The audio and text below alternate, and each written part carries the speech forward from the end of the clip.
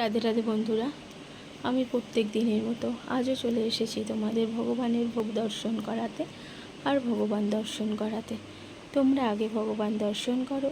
জগন্নাথ ভগবান তোমাদের প্রত্যেকের মনোবাঞ্ছা পূর্ণ করুক, তোমাদের প্রত্যেকের সাথে থাকুক, এটাই আমি চাই। গোকুল সোনা দর্শন করো।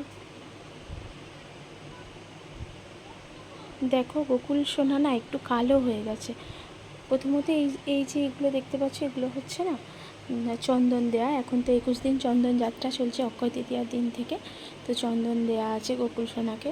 প্রত্যেক ভগবানেদেরই কপালে চন্দনের টিপ দেয়া আছে। দেখো, গোকুল সোনা কালো হয়ে গেছে। গঙ্গায় স্নান করাতে নিয়ে গিয়েছিলাম, তারপর থেকে দেখছি গোকুল একটু কালো হয়ে গেছে।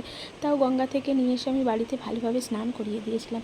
তো চলো তোমাদের দেখাই আজ ভগবানকে কী কী ভোগ নিবেদন করা হয়েছে।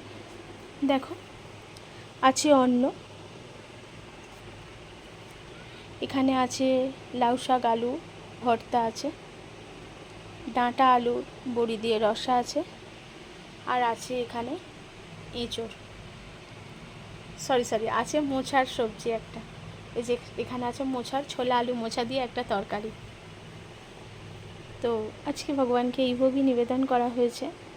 খুব হালকা সাদামাটাই ভোগ আছে, ভগবানকে নিবেদন করা হয়েছে। আর আমরা এবার মহাপ্রসাদ পাবো। তো সবাই প্রত্যেকে তোমরা ভগবানের কপালে, যদি ভগবানকে সারা মুখে চন্দন না লাগাতে পারো, তাহলে ভগবানের কপালে অবশ্যই চন্দন দিও। কারণ এখন চন্দন যাত্রা চলছে, অক্ষয় তৃতীয়ার দিন থেকে শুরু হয়েছে, একদম 21 দিন পর্যন্ত চন্দন যাত্রা চলছে। আর হচ্ছে বিকেলে ভগবানের নৌকা বিলাস। যারা এটা দেখতে চাও, মায়াপুর ধাম চলে যাও, গিয়ে খুব সুকৃতি অর্জন করে এসো। ভগবানের জন্য চন্দন বেটে এসো। এই চন্দন, তোমরা যে চন্দনগুলো ভগবানের জন্য বাটবে, সেই চন্দনগুলো ভগবানকে মাখানো হবে।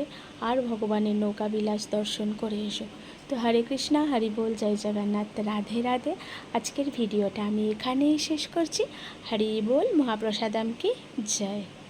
জগন্নাথ বলদেব সুভদ্রা মহারানী কি জয়, রাধা মাধব অষ্টসখী বৃন্দ কি জয়, তিরুপতি বালাজি কি জয়, গোকুলনাথ কি জয়, গোপাল কি জয়, নিতাই গৌর প্রেমানন্দে, হরি হরি বল।